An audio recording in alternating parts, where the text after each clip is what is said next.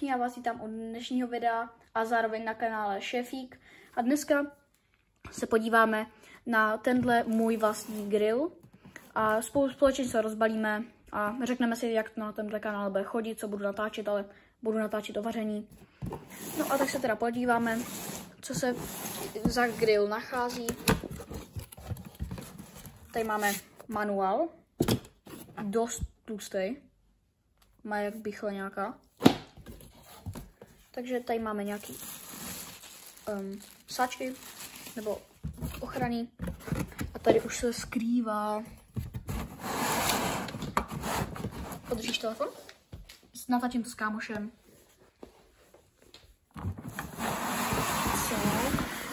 Nice.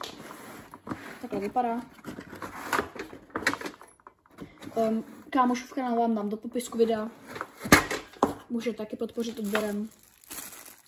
Tady můžeme vidět takovouhle, jako kdyby, seškrabku na ten opálený, nebo na to spálený. To si potom ještě ukážem. Tady máme na olej. A tady už máme samotný grill, tak vypadá to takový stolní grill teda. Když ho otevřeme, tak má tady právě takhle ty vroubky, máme tam i různý nadstavce.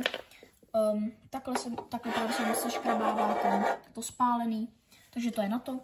Tady máme nějaký, tady máme že minuty, takže tady máme power, ready, tady máme, tady když zmáčkneme na tohle, tak ono se to vlastně může oddělat a umýt.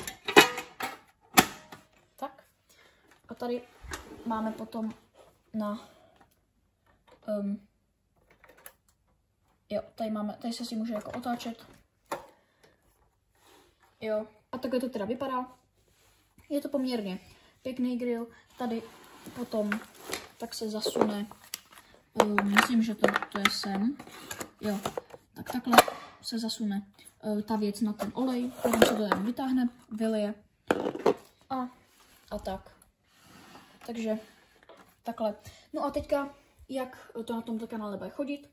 Bude to teda na tomto kanálu chodit tak, že prostě se budeme bavit o vaření, budeme i vařit, takže takový rady k vaření. Asi shorty budou vycházet jako kdyby nějaké recepty, možná i budu mluvit v shortech, ale spíš budu mluvit ve videích. Tady se ještě můžeme podívat, jak vypadá plánek, nebo plánek na to, jak to máme udělat. Takhle. Jo, tady můžeme vidět, tady to bylo. Někde tady myslím. Jo, super. Tady někde. Tady. Jak se to dělá? Jo, tady ještě můžeme zmáčknout nějak. A to nevím, jak se dělá, to možná takhle a. Jo, takhle a jo, už vím. A takhle se to sklopí. Takže takhle. No a potom se to zase dá takhle nahoru, cvakne. A můžete normálně grillovat takhle. Potom už stačí jenom zaklapnout. A máte to. Takhle to máte odemčený a takhle zamčený. Jo. Myslím si, že super výhodný grill, když pojedete někam na dovolenou, takže se hodí. A tady to má i nožičky takovýhle. Jo, takže super. No a tohle už by bylo dnešní video vše. Pokud se ti líbilo, určitě nezapomeň ohodnotit lajkem, odběr se zvonečkem, ať tě neunikne další video.